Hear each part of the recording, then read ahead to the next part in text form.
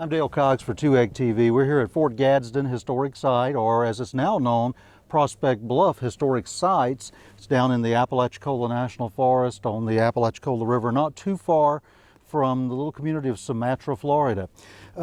This is a really special place for a lot of reasons, but this is one of my favorite parts of this historic site. I'm sitting in what they call the wedding oak, and maybe some places they would call it the lover's oak. But here it's called the wedding oak because people will often do weddings out in front of this tree. This is one of the most magnificent old live oaks that you will see anywhere. And what makes this really unique is that I was told by a forester back when the state still operated this park that this tree probably was growing when the military still occupied the site here at Prospect Bluff, whether the British or the American. It's growing up on top of the American earthworks of Fort Gadsden, which was built in 1818. So it probably started growing somewhere between 1818 and 1821, or almost 200 years ago. Many people don't notice it because it branches off into several branches, but the base of the tree is just magnificent. It's a huge, large live oak tree, and its limbs reach out over the Apalachicola River in one direction and over the earthworks of the fort in another direction, and there's Spanish moss hanging from the limbs. It's quite beautiful. When you think of the history that this tree may have seen, it's quite amazing.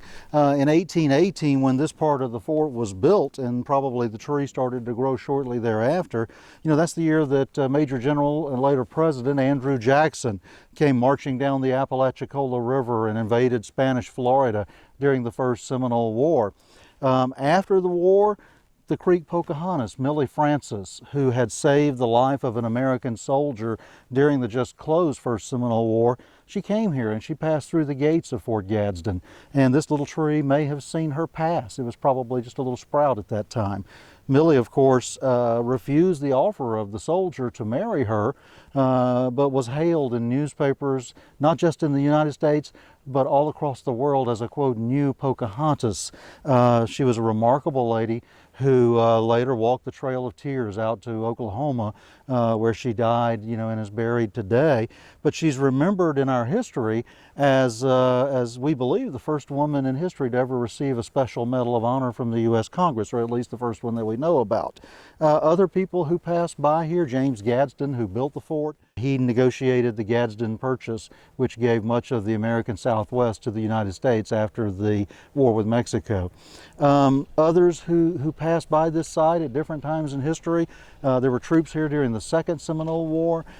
They came here, you know, men like General Sherman, the later Union general, passed up and down this river at some point. General p.g.t. Beauregard passed by here, one of the most famed of the Confederate generals. Howell Cobb, some of those people like that who came up and down this river during the war between the states, or the Civil War.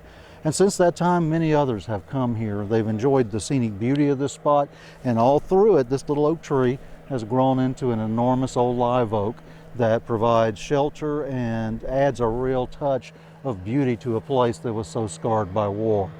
At Fort Gadsden Historic Site, or today's Prospect Bluff Historic Sites in the Apalachicola National Forest, I'm Dale Cox for p.g.t. TV.